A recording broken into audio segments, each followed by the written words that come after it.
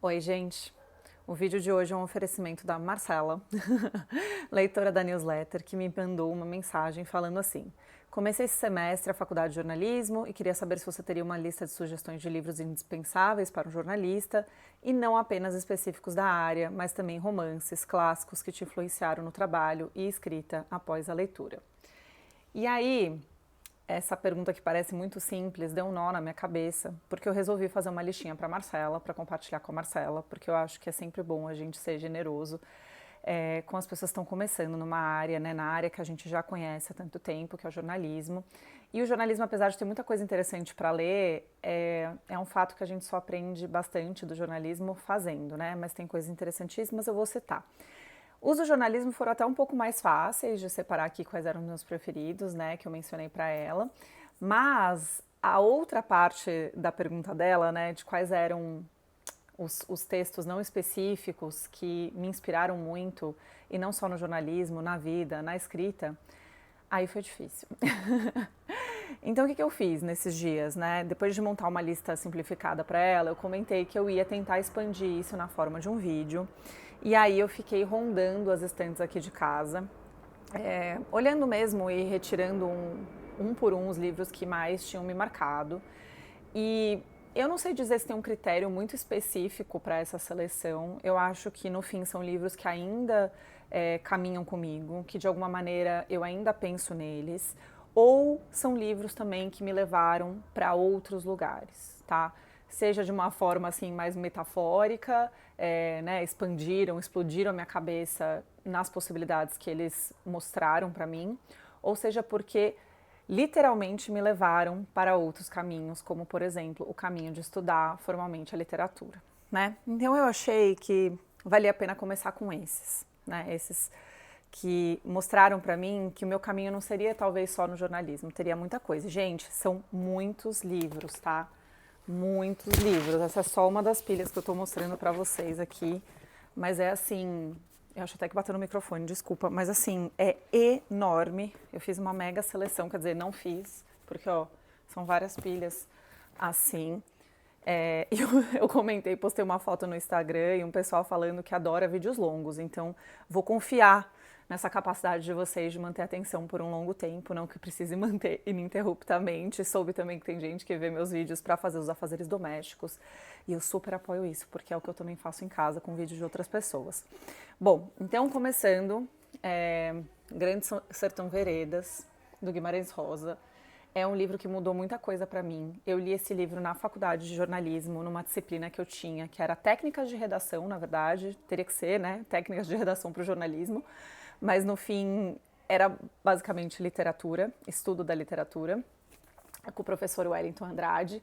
E eu não lembro se foi no primeiro ano ou no segundo ano dessa disciplina, talvez tenha sido no primeiro ano, que a gente leu O Grande Sertão Veredas, que é um livro tido como muito difícil, desafiador, vamos dizer assim. E então foi muito interessante ler em conjunto com os meus colegas de classe e com o apoio desse professor que, incrível, eu lembro dele até hoje, sou muito grata a ele por tudo que ele me mostrou naqueles 2 anos que eu tive a disciplina com ele. Então, assim, né, um clássico da literatura brasileira, quem ainda não leu, recomendo muito que leia e desapegue num primeiro momento de tentar entender absolutamente tudo que está acontecendo aqui. Porque o começo, ele pode ser um tanto estranho, porque o Guimarães Rosa, ele traduz, né, ele registra esse jeito muito específico de falar dessa região aqui de Minas Gerais, né? Então, é uma linguagem de sertão, uma linguagem rural, falada, então a gente parece que está ouvindo e não lendo. Isso pode ser desafiador, mas depois que a gente desapega e meio que entra nesse ritmo, gente, esse livro é maravilhoso, assim. Eu lembro dele de trechos até hoje. Tem muitas frases que circulam por aí, né? A história do Rio Baldo e do Diadorim. Recentemente virou até uma adaptação de livro e tem essa edição lindíssima de bolso da Companhia das Letras. Eu acho que pode ser bem interessante para quem quer ler e ir levando para todos os lugares, porque esse é um livro para você ler lentamente. Ele vai te acompanhar por um tempo. Interessantíssimo. E esse livro aqui, quando a gente estava tendo essa aula, eu comecei a pensar que realmente eu queria estudar literatura da forma como esse professor estava me mostrando, né? Então, assim, desvendando camadas desse texto. Foi muito legal. Também na faculdade, eu li Um Apanhador no Campo de Centeio. Eu li, na verdade, no original, porque eu li para aula de inglês que a gente tinha na faculdade. Sim, na faculdade de jornalismo, na minha época, ainda existia a disciplina de inglês. Até onde eu sei, não existe mais, tá? Tinha inglês e educação física. No sábado, tá, gente? Foi bem desafiador, mas enfim. Foi muito bacana, a professora trouxe esse apanhador no campo de centeio, eu devorei. Depois recebi edições das amigas que viram tanto que eu gostei, edições de sebo, porque até então o livro ele vinha sendo publicado por uma editora pequena, acho que chamava editora do autor, algo assim. Essa aqui com tradução, vamos ver, do Caetano Galindo, né? Tradutor que eu tanto gosto e que será mencionado muitas vezes nesse vídeo, que fique claro. Para vocês já irem se acostumando, tá? Então, Apanhador no Campo de Centeio, para quem não conhece, é esse livro que é um marco na literatura, porque ele também traz uma voz muito específica, era uma voz até um tanto ausente da literatura naquele momento, que era a voz do jovem. Mas não o jovem apenas como um personagem ali que quase falava como um adulto, é um jovem que fala como jovem, é um jovem que tem problemas de jovens. Né? Então ele pode ser um pouco pentelho, repetitivo, dramático, mas a gente tem aqui, conforme a gente vai acompanhando essa história, né, na verdade, a gente vai se apegando mais ao personagem que parecia assim um rebelde sem causa, um reclamão sem motivo, e na verdade a gente vai vendo que a situação de vida dele, a situação da família não é tão simples assim. Eu adoro esse livro, ainda bem que eu li nessa fase da minha vida e já reli em muitos outros momentos. Bom, depois de ter lido esses na faculdade, eu saí da faculdade e fiquei muito órfã de ter essas discussões sobre literatura, demorei anos para retomar, lia por conta própria, conversava com amigas, mas mais assim, acho que logo depois de eu ter filho, acho que foi um start, assim, eu comecei a participar de clubes de leitura e comecei a reler e ler pela primeira vez vários clássicos, né? Então, voltou para minha vida a Metamorfose de Kafka, que eu tinha lido na escola, em algum momento talvez do final do ginásio ou no começo do colegial. Bom, vocês vejam que os meus termos também estão ultrapassados para falar sobre ensino básico, ensino médio, ensino fundamental, eu não consigo decorar, mas eu li ali pela oitava série, o primeiro colegial. Naquele momento gostei, mas não entendi, acho que tudo, não que eu tenha entendido hoje, tá? Mas assim, tinha muito mais coisa ali para ver e discutir, e principalmente sobre esse autor, e que eu acho ele fascinante. Quero ler muito mais coisa do Kafka, dele também li O Processo na faculdade, e quero muito ler a biografia que tem por aí, né? E os diários também, enfim. Eu adoro esse livro nessa edição lindíssima aqui da Ontofágica. Acho que é uma das primeiras edições que eles fizeram. E essa aqui, ó, é tradução de P.T. Rissati. Lindo, com ilustrações do Lourenço Mutarelli. Muito bonito. Bom, li também, já foi assim mais adulta, né, depois de ter filho, que eu comecei a ler Jane Austen, paixão da minha vida, o livro que eu mais reli nessa vida todinha é Orgulho e Preconceito. Leio e releio em momentos de ansiedade, por exemplo, viagens, viagens de avião, que são coisas que me perturbam bastante, ou momentos difíceis da minha vida. É um livro para o qual eu retorno com muita frequência e a cada vez que eu leio, eu presto atenção numa coisa diferente, vou em busca de outra coisa, né, diferente daquelas que eu tinha visto antes. E esse aqui, essa edição da Penguin Companhia, é a que eu mais indico normalmente para as pessoas, por conta da tradução, Alexandre Barbosa de Souza, mas também porque tem muitas notas e textos de apoio interessantes. As notas aqui, por exemplo, são da Vivian Jones, né? Então, eu gosto muito desse livro. Eu recomendo, às vezes, que os livros da Penguin Companhia a gente leia, se você tiver, no Kindle, porque aí fica muito mais fácil de acessar as notas, porque as notas são no final. Não é todo mundo que gosta de notas no final, né? Eu, particularmente, prefiro notas ao longo do texto, né? Na página mesmo. Mas, gente, livro perfeito. Para quem não leu Jane Austen, se você tem medo de ler Jane Austen por algum motivo, por ser um clássico, ou porque acha que vai ser raso, vai ser água com açúcar, não é. Não é, não é, não é. Ele é uma leitura gostosa, tá? Claro que isso vai depender um pouco da tradução que você vai pegar, mas essa tradução é excelente. Existem outras traduções recentes também muito gostosas de ler. E ele, claro, trata aqui de um relacionamento amoroso, tem o tema como amor, e ter o tema como amor nunca é um demérito, tá? Quero deixar claro, eu gosto muito de ler histórias de amor, mas aqui ele costura essa história de amor muito com a história dessa sociedade. Então a gente está acompanhando mais os costumes daquele momento e principalmente a questão feminina do mercado de casamento, de como, sem o casamento, elas ficavam numa situação complicadíssima na sociedade. Não porque, ai, coitada, solteirona, não sei o quê. Não, financeira mesmo, tá? Às vezes as famílias não tinham como manter essas mulheres depois de um tempo. Então elas contavam que essas mulheres iam casar por uma questão financeira, né? Para elas se sustentarem e também de alguma forma sustentarem a família. Então tem muito aqui sendo discutido.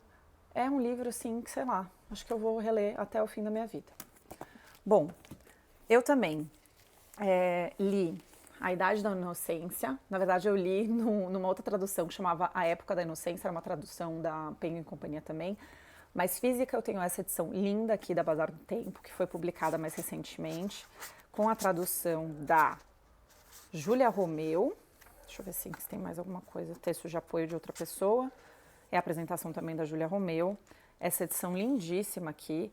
E eu li num dos cursos da Literária. A Literária, para quem não conhece, é uma escola de cursos livres, conduzida pela Roberta. E eu li na primeira edição de um curso chamado Mulheres que Escreveram Nova York. Gente, ele é muito bom esse livro. Ele é, vamos assim, tentar simplificar, um Orgulho e Preconceito americano, tá? Porque estamos falando de Jane Austen inglesa naquele momento, né? E aqui a Edith Wharton americana falando desses momentos, desses anos, do começo dos anos 1900, né? 1920 foi publicado, ó. Então é muito legal. Então fala um pouco também dessa situação de ter que casar, da pressão da sociedade e desse personagem principal aqui que a gente acompanha, o Archer, que ele tá muito nesse rolê de casar com a menina que todo mundo espera, né? Que a família dele gostaria que ele casasse certinha, perfeitinha e tudo mais, como era esperado naquele momento. Mas ele se apaixona pela prima dela, que é uma mulher livre, uma mulher diferente. Maravilhoso. E o filme do Scorsese, a adaptação, é também maravilhosa. Recomendo muito. Bom, nessa pegada ainda de clássicos, um dos meus grandes favoritos é O Farol. Então, ter lido Virginia Woolf nesses últimos anos foi um marco para mim. Eu sempre quis ler Virginia Woolf e tinha medo. Esse medo que a gente tem dos livros que a gente não conhece, dos livros que são muito falados, né, e que as pessoas gostam muito. Eu comecei lendo Virginia Woolf por Mrs. Dalloway, li numa leitura coletiva da Mel Ferraz, do Literaturice. Então, vocês estão vendo como eu estou repetindo aqui essa questão de clube de leitura, cursos livres, né, como eles são importantes para segurar na nossa mão quando a gente está com medo de alguma leitura. Então eu comecei lendo por Mrs. Dalloway e aí fiquei encantada, queria ler mais coisas. E aí fui para Ao Farol, que é um livro lindíssimo. Ele é também muito instigante na estrutura. São 3 partes, né, em que ela foca nessa família que está viajando, que passa seus dias perto do mar, nessa casa de onde eles veem um farol e eles às vezes vão até esse farol de barco e tudo mais. Então é muito centrada nessa mãe. Depois, no meio, a gente vai ter como um dos personagens principais a casa. Uma casa já em ruínas, uma casa que já está sem a presença dessa família. Nós temos os rastros da guerra, nós temos os rastros de um luto. Ele tem todo esse rolê de um narrador que pula de personagem em personagem. A gente vai acompanhando fragmentos dessa história. Pode ser um pouco confuso no começo, mas recomendo muito. Essa aqui é a tradução do Tomás Tadeu. Tem um pós-fácil da Hermione Lee, que é uma grande estudiosa de Virginia Woolf, que eu li alguns textos dela no mestrado, inclusive. Bom, falando em mestrado, aí a gente chega, antes do mestrado, eu li Ulisses. Ulisses, este grande desafio para quem é leitor, tá? Este aqui eu li com a Paula Carvalho, do Quero Morar numa Livraria. A gente fez uma leitura conjunta que foi engraçadíssima, porque esse livro tem momentos assim de uau, o que está acontecendo aqui? E eu li ele também com o apoio. Bom, este aqui é traduzido pelo Caetano Galindo, para eu deixar registrado isso, e eu li, assim como todas as pessoas do grupo, usando como apoio o guia do tradutor. Eu estou pegando aqui a capinha no Kindle, porque eu não tenho esse livro físico, ele ficou esgotado físico por muito tempo, e agora voltou, acho que a ser publicado pela Companhia das Letras. Ele tem essa capa lindíssima aqui, com uma foto do James Joyce, e ele chama Uma Visita Guiada ao Ulisses de James Joyce. Sim, eu digo sim. Eu digo sim para o livro, eu digo sim, tem tudo a ver com o final do livro, com o monólogo de uma personagem importantíssima, que é uma das minhas personagens favoritas da literatura. Então, assim, este é um livro marco do modernismo, né? Ele é muito diferentão mesmo, ele é desafiador de verdade, então eu recomendo que você leia com um grupo de apoio, seguindo esse guia que eu comentei aqui. Pode ler sem nada disso? Pode ler sem nada disso, tá? Mas eu, por exemplo, tinha tentado ler umas 3 vezes antes de entrar na leitura conjunta e tinha desistido, tá? Depois que eu fui entendendo o caldo por trás disso, o contexto, me ajudou demais a seguir em frente, tá? Então, assim, são 18 episódios, esse livro tem, que se passam em um único dia, deste tamanho, tá? E ele tem uma inspiração na Odisseia, de alguma forma, cabe a você desvendar como, né? Quais são os paralelos que dá pra gente fazer com a história do Ulisses na Odisseia e essa história do Leopold Bloom, que percorre a cidade de Dublin enquanto ele espera que a mulher que está em casa o traia. Pois é, gente, muito bom, ele é maravilhoso esse livro. Eu falei do mestrado quando eu comentei desse livro, por quê? Porque foi depois de terminar de ler esse livro que eu falei, caramba, eu quero estudar literatura pra valer, né? Eu quero fazer algo tipo o que o Caetano Galindo fez nesse guia, né? Tipo, que delícia poder conversar apaixonadamente assim sobre um livro, mas com muito embasamento, né? Então foi aí que eu decidi que eu ia entrar no mestrado em literatura. E aí, este homem, James Joyce, é um grande símbolo irlandês, né? Um grande ícone da literatura mundial e irlandesa, que é uma das literaturas mais celebradas que a gente tem. E foi assim que cheguei a Sally Rooney, né? Essa autora irlandesa contemporânea. Eu já tinha lido Conversas entre Amigos, Pessoas Normais, li Ulisses depois disso tudo.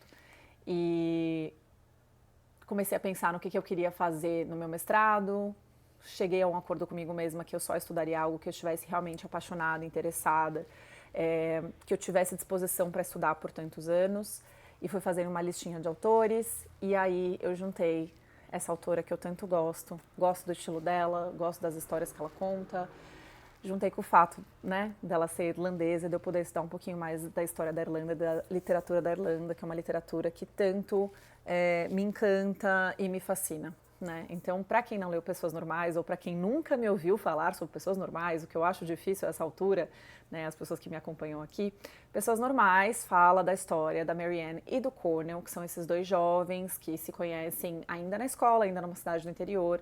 Eles começam um romance secreto, porque o Cornell tem um pouco de vergonha da Marianne, a Marianne é tida como estranha, e a Marianne aceita no primeiro momento essa condição secreta, mas depois isso vai degringolar em vários conflitos. Mas a gente acompanha a história desses dois até o fim da faculdade e a gente vai ver uma construção de um amor muito maduro aqui, que tem seus problemas de comunicação, que tem várias questões, mas questões também muito conectadas à juventude em si, né? Mas a gente vai vendo como eles vão construindo uma história de amor muito bonita e muito de incentivo ao crescimento do outro, né? Não de limitação da identidade de um ou do outro. Então, recomendo muito. Para quem quer começar a Sally Rooney, eu adoro Conversas entre Amigos, mas eu acho que Pessoas Normais é a grande história ainda para mim. É o grande livro que ela escreveu e vem aí o 4º romance dela, que tudo indica que é muito bom, pelo que as pessoas estão comentando até agora. Bom, gente, já temos muitos minutos de vídeo, mas eu vou continuar. Bom, deixa eu ver por onde que eu continuo. Ah, já sei por onde eu vou continuar aqui o nosso rolê. Não sei se está muito escuro. Meu marido ajustou aqui para mim. Deixa eu ver se eu ajusto aqui. Acho que assim melhorou, né? Um pouquinho. Não tem problema. Bom, eu vou falar de ficção científica, de ficção especulativa, como meu amigo Mikael utiliza esse termo que eu acho que faz mais sentido. Bom, 1984, um dos livros da minha vida, de George Orwell, eu li acho que no fim da escola, começo da faculdade, não vou me lembrar, numa outra ediçãozinha, uma ediçãozinha bem mais simples do que essa. Essa é uma edição de luxo, que saiu há alguns anos pela Companhia das Letras, estou tentando chegar aqui na página para pegar o nome do tradutor direitinho, vocês me aguardem. Uau, cadê? Tradução: Alexandre Rubner e Heloísa Jean. E a apresentação e organização do Marcelo Pen, que foi meu professor de uma aula que eu fiz como aluno especial no mestrado. Foi uma das primeiras disciplinas que eu fiz antes de entrar no mestrado, então tem todo um valor afetivo para mim ter relido esse livro já a caminho do mestrado. Bom, bastante gente conhece, né, 1984, mas só para não arriscar deixar quem não conhece sem nenhuma informação, esse é um livro que fala de supervigilância, né, de governos, de autoritarismo. Então é daqui que surge o termo Big Brother, nesse sentido de vigilância, né? Então ali, e tudo muito louco, tudo muito contraditório. Eles têm, por exemplo, o Ministério da Verdade, que na verdade é o quê? O Ministério da Mentira, onde eles trabalham para censurar e alterar coisas que vêm sendo publicadas na mídia, que é a mídia deles. Então, se eles, por exemplo, um dia falam que vão aumentar o salário em 5 vezes e depois eles têm que reduzir esse salário, eles voltam lá nas notícias anteriores e apagam essa menção a qualquer aumento de salário. E aqui tem o personagem, que é o Winston, que ele está tentando resistir a isso de alguma maneira. A gente vai acompanhando essas pequenas resistências que depois vão tentando se tornar maiores, né? É um livro essencial, eu diria, para entender os nossos tempos de hoje, né? Tudo que a gente tem vivido também com vários exemplos de autoritarismo e também de tecnologia. Bem legal. Bom, deixa eu ver aqui. Também amo Não Me Abandone Jamais, né? Do Kazuo Ishiguro. Esse aqui tem uma aura assim de livro de época, você começa lendo sem saber o que você está lendo, o que está acontecendo com esses jovens, você acompanha uns jovens numa instituição, é tipo uma escola, mas o que eles estão fazendo ali? Bom, o que eles estão fazendo ali? Eles servem de backup para os ricos, backup de órgãos. Eles são pessoas criadas para depois de um tempo, quando o par dele rico, né, o equivalente dele rico, precisar de um órgão, eles vão doar esses órgãos. E aqui a gente tem esses protagonistas tentando mostrar para o mundo que eles são pessoas, né? Que eles não são simplesmente clones ou um mercado de órgãos. Eles têm desejos e eles tentam mostrar como eles são, como eles têm uma alma por meio da arte. É muito bonito esse livro, muito delicado, mas muito triste, já preparo vocês, muito triste. Eu não tenho aqui em mãos um livro que eu queria muito mostrar para vocês, que é Estação 11, depois eu boto a capinha aqui do lado. Estação 11 virou depois série, né, mais recentemente. Eu li porque eu me atraí pela capa desse livro na livraria, eu estava passeando e eu fiquei encantada, que é esse mundo, né, muito parecido com o nosso, que de repente sofre uma epidemia. E uma grande parte da população morre, tipo 90%. Da população morre. E a gente acompanha o antes e o pós epidemia e como essas pessoas que sobreviveram estão se mantendo, né? E é muito bonito também como eles se mantêm pela arte. A gente acompanha um grupo que fica encenando peças de Shakespeare por várias dessas cidades que sobraram por aí. É muito bonito, eu penso nesse livro com muita frequência. Inclusive porque tem um personagem que conta como é que foi logo depois que aconteceu tudo, que as pessoas correram para comprar comida, correram para fazer um monte de coisa, e nessa fuga dele, ele quebra os óculos dele, e ele era muito míope, e até hoje, quando ele encontra alguém morto, ou uma casa ainda que tenha coisas, ele vai lá em busca de óculos para ver se algum se adequa à miopia dele, e ele está sempre usando óculos que não chegam nem perto daquele que ele precisaria. E eu me identifico muito, eu sou uma pessoa muito míope, que tem 9 graus de miopia, então com frequência eu penso que seria de mim, sem acesso à minha lente, sem acesso aos meus óculos, pensando muito nesse personagem. Bom, aí também quero destacar Jogos Vorazes. Eu sou uma grande fã de Jogos Vorazes. Eu sei que tem gente que torce o nariz para livros que ou tem como foco jovens adultos, ou depois de um tempo eles ganham, né, esse carinho desse público, as pessoas começam a tratar esses livros como algo menor. Eu sou contra totalmente esse tipo de movimento. Um livro é bom, ele é bom. Não interessa para qual público ele foi direcionado, tá? Eu já reli esse livro várias vezes, a minha edição tá horrorosa, porque ela é uma edição em paperback, eu comprei numa viagem aos Estados Unidos. Eu nem sabia que era uma trilogia, comprei para ler no avião, li em algumas horas no avião e fiquei encantada. Bom, este também é um livro que é muito popular, porque teve adaptação para o cinema, mas se você não acompanhou, não viu nenhum filme, isso aqui conversa muito também com 1984, né? A gente está falando de uma sociedade muitos anos à frente da nossa, onde algo de horrível aconteceu no mundo, o mundo entrou numa disputa, numa mega guerra, e depois esse país, né, que a gente meio que identifica como sendo Estados Unidos, Canadá, não sei, ele foi dividido. Nossa, ele tá com tanto pó que eu tô até ficando sem ar. Esse país foi dividido em vários distritos e cada distrito tem uma obrigação. E a gente acompanha essa personagem que está no distrito 11, 12, enfim, me esqueci desse detalhe importantíssimo, 12. No distrito 12, que seria o último, ela trabalha com carvão, ela não, né? A população desse distrito 12 trabalha com carvão, o pai dela morreu numa mina de carvão. E anualmente eles fazem os Jogos Vorazes, que nada mais é do que um jogo mortal, né? Então, assim, 2 crianças de cada distrito são selecionadas para ir para uma arena, tudo totalmente televisionado, é um grande reality show e o que sobreviver ganha. Então, essa população fica vibrando para ver uma criança matar a outra, um adolescente matar o outro. É esse o resumo deste livro. Mas ele é muito mais do que isso, ele é um livro que fala muito sobre política, tá? Eu gosto demais. Do 1, do 2, do 3, adoro. Ainda nessa pegada de ficção especulativa, vou falar por último da grande Ursula Le Guin. Que assim, gente, essa mulher, ela é apaixonante. Apaixonante, assim, tudo. A ficção dela é apaixonante e também os escritos dela de não ficção, os ensaios sobre escrita, ela é sensacional. Eu comecei lendo A Mão Esquerda da Escuridão, que tá nesse box aqui, lindo esse box da Aleph. Deixa eu pegar aqui até quem são os tradutores. Olha que linda a capa fora do box. Esse livro aqui fala de uma sociedade, de um planeta, onde não há uma divisão de gênero ao longo de boa parte do mês. As pessoas só passam a ter um gênero definido, o organismo delas se define para algum gênero, se encaminha para algum gênero só num certo momento do mês, onde está aberta uma janela para a reprodução.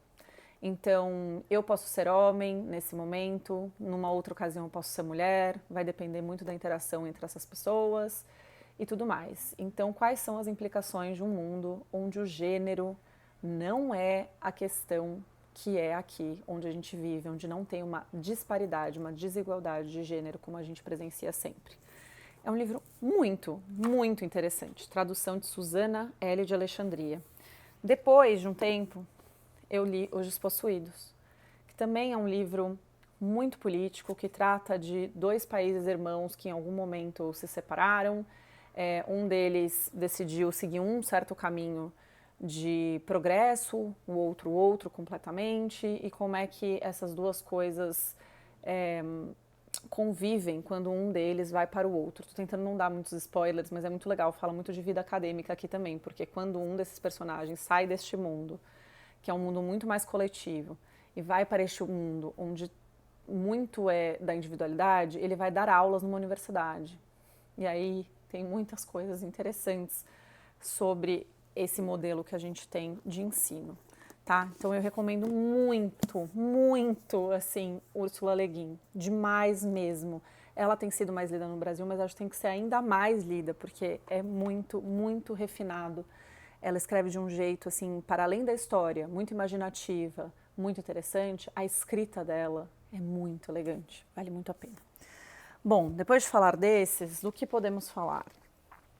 Eu acho que a gente podia falar mais de memórias. Memórias eu gosto demais e nos últimos anos li algumas. Vou começar destacando O Que é Meu, do José Henrique Bortolucci, esse autor nacional que fez esse livro fininho, mas muito impactante, muito bonito, muito lindo. Ele conta da vida dele, mas principalmente da vida do pai dele, o seu Didi, que é um caminhoneiro que percorreu o Brasil no momento em que ainda estávamos desbravando esse país, e ele fala muito do acesso à Amazônia e como a gente foi destruindo a Amazônia sem nem pensar sobre isso, nesse momento de abertura de estradas, de progresso, entre aspas. Então, temos aqui essa história desse filho, que já é um filho que ascendeu para uma classe intelectual, quais são as alegrias disso, né? A família fica feliz por ele, mas quais são as dores também de você se afastar de uma família de uma origem mais pobre, né? De uma origem que foi muito mais sofrida, e ele está num outro momento, e como é que ele se aproxima até de linguagem com esse pai. Bom, agora Fetos Ferozes, da Vivian Gornick. Cara, como eu gostei desse livro. Esse livro é muito sobre a relação de mãe e filha, sobre ela contando de como era a convivência com a mãe na infância, no Bronx, né, lá em Nova York. como é que essa convivência foi se transformando, quais eram as expectativas da mãe dela em relação a ela. Também tem muito essa coisa de ascensão intelectual e o afastamento da família que fica num outro ponto. Isso lembra muito a gente o quê? Helena Ferrante, né? Que não está aqui porque eu não tenho o livro físico, mas eu não vou esquecer de falar de Helena Ferrante, já já eu falo. Eu amo também Ricardo Pilha. Os anos de formação são uma espécie de diário, e eu digo uma espécie porque venho aprendendo que não necessariamente a gente chama Emílio Renzi, o diário de Emílio Renzi, não necessariamente Emílio Renzi é o alter ego do Pilha. Isso está mais para uma performance, mais para um personagem de vida, um personagem da obra inteira dele, do que qualquer outra coisa, mas que também há sempre essas costuras com a vida vivida mesmo. Mas ele é um livro lindíssimo, que assume momentos de diário, mas às vezes tem contos, às vezes tem ensaios. Ele é estranhíssimo nesse sentido de forma, o que é que eu estou lendo um diário ou não, e por isso ele é tão maravilhoso, assim. Eu sou fãzaça de Pilha e cada vez mais fã. Bom, agora Aos Prantos no Mercado. Esse livro que foi um grande sucesso lá fora e assim que saiu aqui no Brasil também, saiu pela Fósforo, com tradução da Ana Ban. Fala sobre a relação da autora com a mãe dela, especialmente nos anos que ela descobre que a mãe está com câncer e ela decide cuidar dessa mãe, e elas vão repassando vários desconfortos, né, que elas tiveram ao longo desse processo de amadurecimento da filha. Fala muito sobre você ser imigrante, sobre a cobrança de você ser filha de um imigrante, o que te cobram, né, para dar certo nessa vida, já que os pais sacrificaram tanto. E tudo isso, todos esses relatos são muito conectados e são muito entremeados pela culinária coreana. Gente, é muito bonito mesmo, muito triste, mas muito bonito. E aí a gente tem o quê? Perry Smith, né? Só garotos. Estou mostrando para vocês aqui a minha edição especialíssima, que é uma edição que eu ganhei de aniversário do Leandro. De aniversário, de Dia das Mães, não sei, com fotos. Esse livro é lindíssimo. Li e reli muitas vezes. Eu li a edição que saiu pela Companhia das Letras assim que ela foi publicada, e a partir de então fiquei muito fã. É a Perry Smith contando da experiência dela, né, com Robert Mapplethorpe, que era esse fotógrafo. É uma história que fala muito sobre música, é uma história que fala muito sobre amizade, sobre amor e sobre registro de memória, porque ela prometeu escrever esse livro para o amigo e ela cumpriu a promessa, muito lindamente, tá? Bom, aí temos o quê? Alguns livros de ensaio, que eu sou muito fã. Então, Falso Espelho, da Gia Tolentino. Esse livro foi muito importante para mim no ano que ele foi lançado. Deixa eu até ver que ano que foi lançado. É uma tradução da Carol Ben-Simon, veja só. Que chique. Onde está aqui na data, todavia, fica aqui atrás. Ele foi lançado aqui no Brasil em 2020. E eu devorei os ensaios, fala muito sobre a internet, sobre o que a gente foi fazendo com a nossa identidade, ao mesmo tempo que a gente foi expondo a nossa vida na internet. Este livro aqui tem um ensaio que ele fala de escritoras mulheres, e lá que ela falou de Helena Ferrante de um jeito que me fez correr para ler a tetralogia, que até então eu vinha adiando, porque muita gente falava, eu estava preocupada de me pressionar a ter logo uma opinião sobre a tetralogia, né? Porque eu tenho um pouco disso, assim, eu não ligo de acompanhar as coisas quando elas estão no hype, eu só ligo de não me sentir pressionada a ter que formar uma opinião sobre, né? Então foi aí que eu li a tetralogia da Helena Ferrante, que, gente, eu não tenho livro físico aqui, mas eu quero destacar principalmente o terceiro livro da tetralogia, que é o meu preferido. Vou botar a foto aqui. Esse livro, a tetralogia, me sustentou durante o segundo câncer da minha mãe, o segundo diagnóstico de câncer da minha mãe, que foi durante a pandemia. Então já estávamos num momento muito difícil quando veio ainda mais essa rasteira na minha vida. Minha mãe tá bem, tá tudo certo, tudo ótimo. Mas naquele momento eu voltava para casa do trabalho chorando, chorando de medo da pandemia, chorando de medo de perder minha mãe, sendo que eu já perdi meu pai muito jovem, quando eu tinha 18 anos. E eu pensava, meu Deus, isso vai acontecer comigo de novo? Então, assim, foram momentos horríveis para mim. E o que me distraiu à noite, para eu chegar em casa e conseguir dormir em paz, foi ler a tetralogia da Helena Ferrante. Então, estou deixando registro aqui para esse livro importantíssimo da minha vida, que veio como um presente depois da leitura de Falso Espelho, tá?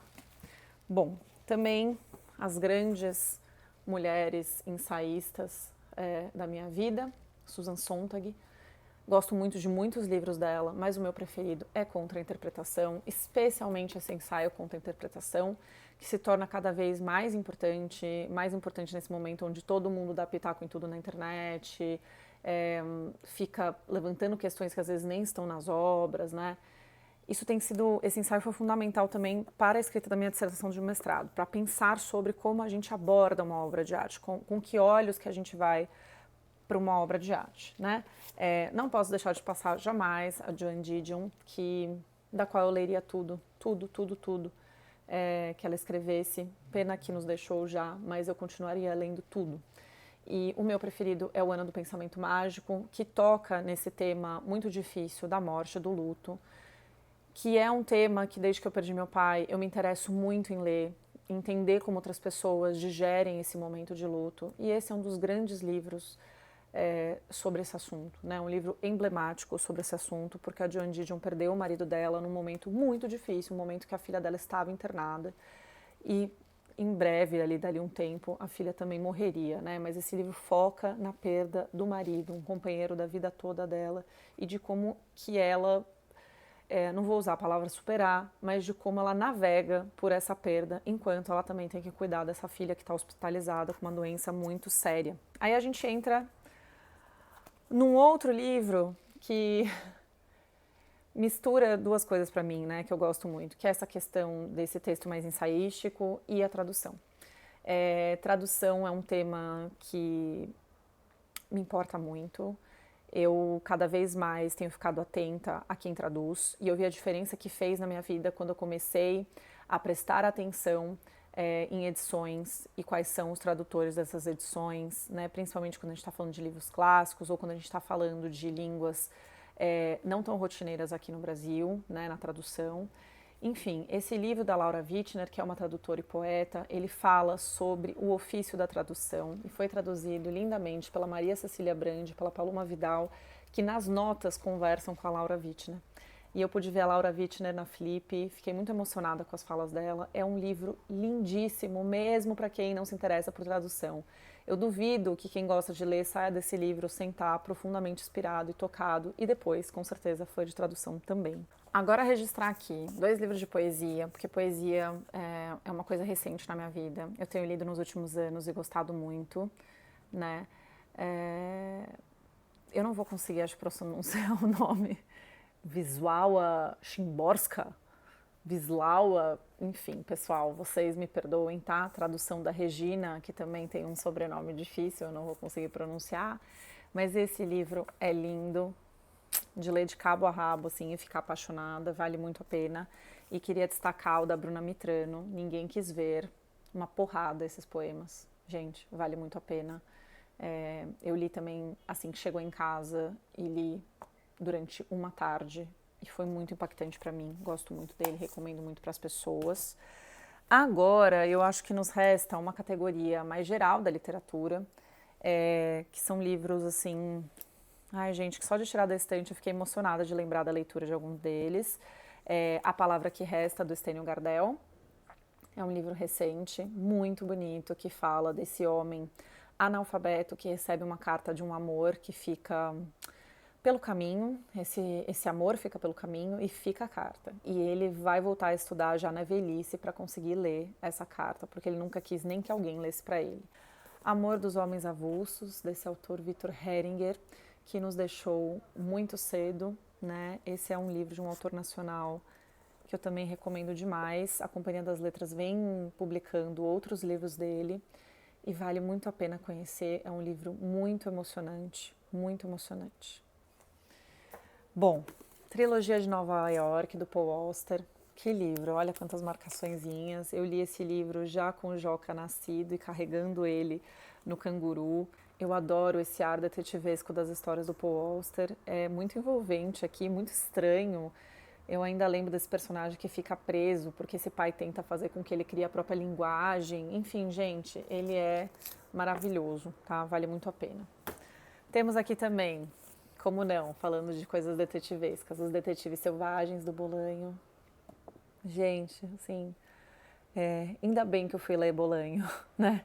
Ainda bem que eu resolvi conhecer a obra desse autor. Ele fala desse jovem que está entrando nesse mundo de literatura, que quer ser poeta, o que quer ser poeta, e o deslumbramento dele diante desses poetas com os quais ele convive, mas também é um livro muito sobre a ausência desses personagens principais. Tem dois personagens principais aqui que estamos sempre tentando descobrir quem são eles, onde eles estão, o que aconteceu, e a gente vai se aproximando pela beirada por muitos depoimentos, principalmente na segunda parte do livro. Gente, não sei, fascinante, gosto muito.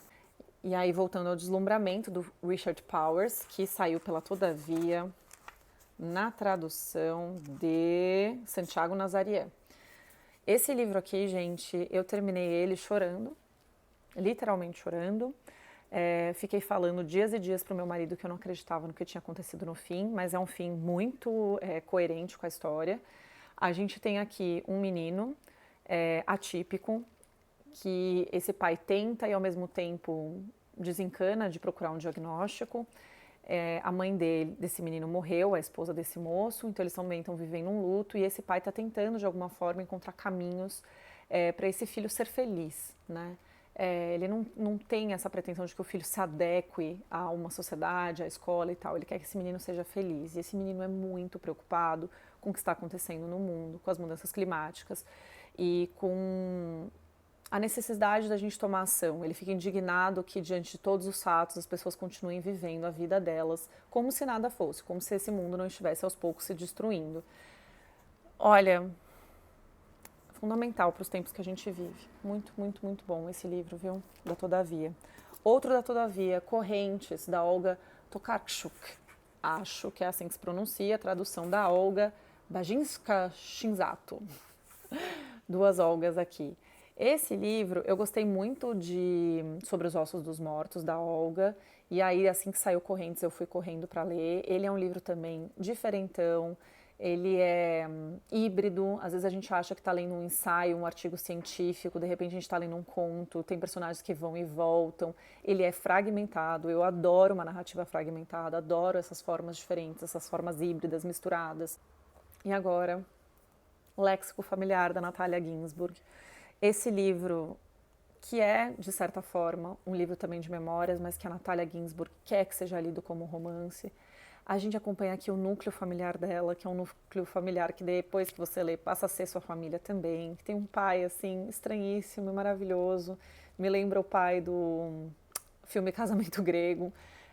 A gente acompanha a história dessa família de judeus em plena véspera da Segunda Guerra Mundial e como eles vão sofrer duramente com isso, mas ao mesmo tempo que a guerra acontece, a vida segue acontecendo, então a gente vai acompanhando tudo isso muito misturado e é lindo ver como as famílias e grupos afetivos, como a gente constrói uma língua própria e aquela passa a ser uma língua protegida, uma língua especial, uma língua que só a gente conhece. Esse livro é muito, muito bonito. Eu sei que eu estou falando isso para todos os livros, porque obviamente são meus livros favoritos, então vocês me perdoem a repetição desse termo, porque é verdade. Esse aqui na tradução do Homero Freitas de Andrade e prefácio de quem? Alejandro Zambra, que é o autor deste último livro do nosso vídeo, né, que eu acho que eu não esqueci mais nenhum livro, talvez tenha esquecido algum que eu não tenha edição física, mas esse do Alejandro Zambra, poeta chileno, ele é o penúltimo livro publicado aqui no Brasil do Alejandro Zambra, né, publicado pela Companhia das Letras. E eu acho que ele é um livro que soma muitos dos temas e das técnicas do Alejandro Zambra. Ele é um livro muito gostoso de ler, gostoso mesmo, tá? Desses que às vezes você até dá risada lendo, com as sacadas desse narrador. Ele é um narrador bem debochado, assim, bem engraçado. E ele acompanha a história desse cara que quer muito ser o quê? Poeta, né? Que é um grande tema aqui, é o Gonzalo. E ele até consegue ser poeta, mas assim, né? Mais ou menos. Então a gente acompanha de perto o Gonzalo, que também vai se tornar padrasto do Vicente. E a questão da relação com o padrasto é sempre um tema muito forte no Alejandro Zambra e me interessa muito porque eu fui criada pelo meu padrasto com muito carinho. Né? Meu padrasto está com minha mãe desde os meus 2 anos, então eu fui mais criada pelo meu padrasto do que pelo meu pai. Então, eu gosto muito de ver como essa relação é uma relação sempre abordada de forma muito positiva e amorosa pelo Alejandro Zambra. E depois esse Vicente vai crescer, né? E também vai querer ser poeta. Então, como é que ele vai se aproximar desse padrasto, né? Dessa paixão desse padrasto? Como eles vão se conectar com isso a partir disso, anos depois? Tem também aqui toda uma investigação da poesia chilena. Tem uma personagem que vai fazer uma reportagem, eu acho, ou um estudo, não lembro o que é. E ela vai atrás dos grandes poetas chilenos aqui que estariam ainda vivos. Então é muito legal ler sobre isso. Gente, é muito legal esse livro, é divertido, é pra cima e é bonito. Muito bem escrito, como tudo que o Zambra escreve, assim. Enfim, eu acho que eu consegui dar um bom panorama das minhas leituras favoritas. Espero que tenha ajudado outras pessoas que estão procurando leituras. Ai, mentira, eu não acabei! Eu não acabei! O que faltou?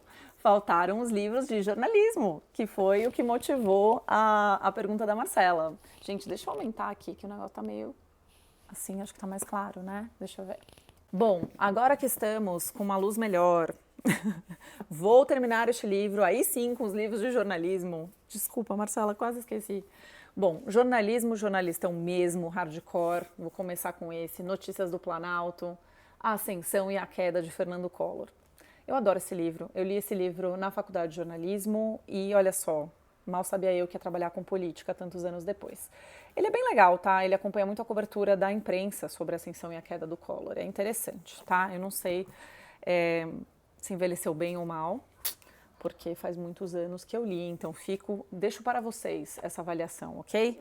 Um que eu adoro, Zvanir Ventura, é um livro de memórias, mas desse jornalista que viveu tanta coisa, então ele parte dos anos 50 e vai publicando as impressões dele sobre esses tempos, chama Minha História dos Outros, eu adoro esse título, inclusive foi inspiração para o título do documentário que eu fiz no TCC junto com minhas amigas, que a gente chamou de Minha Memória dos Outros.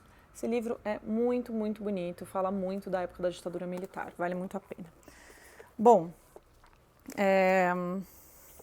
este aqui, Como Escrever Bem, o clássico manual americano de escrita jornalística e de não ficção, ele é recente, a publicação dele aqui no Brasil, foi publicado pela Fósforo na tradução do Bernardo Agensberg e eu gostei demais. Olha só, gente, quanta coisa eu anotei, tá? Claro, tinha coisas que eu já sabia, coisas que eu já praticava, com certeza, mas foi bom reler e ele dá muitos exemplos. Então, para quem está precisando treinar a escrita jornalística, a escrita de não ficção, vale muito a pena, tá? Mesmo que não seja jornalista, gente, vale demais. Ele fala muito de uma estruturação do pensamento, também de uma clareza no texto, que eu acho que vale para todos. Bom, aqui 2 livros que não são de jornalismo, mas que eu queria muito deixar marcados, Como Funciona a Ficção.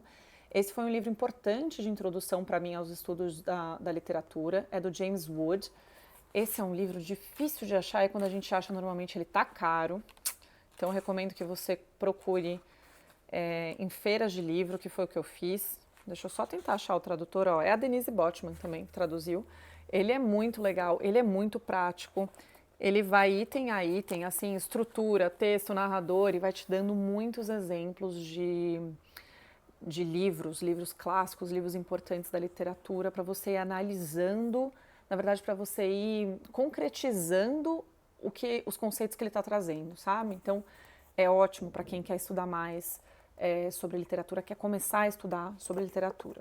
E aí, para terminar mesmo com de linguística, mas que é uma linguística pop, vou dizer assim, porque eu adorei ler esse livro, nossa, de uma leitura assim rápida, e tem tanta coisa nele, tanta informação, tanta coisa que eu não sabia sobre o português, chama Latim em Pó, um passeio pela formação do nosso português, do querido Caetano Galindo, de quem sou muito fã, de quem vocês ouvem com uma frequência muito acima do normal aqui, né? Enfim, gente, ele é um livrinho desses daquele pequenininho da Companhia das Letras, que eu gosto muito desse tamanho, ótimo para levar na mochila, ótimo para dar de presente.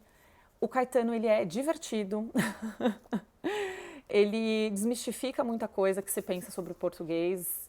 Enfim, gente, vale muito a pena. É um dos melhores livros que eu li no ano passado. Ficou na minha lista no ano passado, se eu não me engano.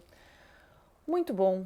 É isso. Agora sim vocês têm uma ideia mais clara dos meus gostos literários. Essa é uma lista e uma pilha que está em frequente transformação. Eu já não me apego mais a, ai, nossa, mas assim, é um livro muito recente, como é que já virou meu favorito da vida? Gente, isso aqui é o retrato de um momento, é um registro de uma época. E esta é a época Bárbara Bonângelo, com 38 anos, e esses são os meus livros favoritos. É isso, pessoal. Muito obrigada. A gente se vê num próximo vídeo, talvez não tão longo quanto esse, me perdoem. Um beijo enorme e até depois.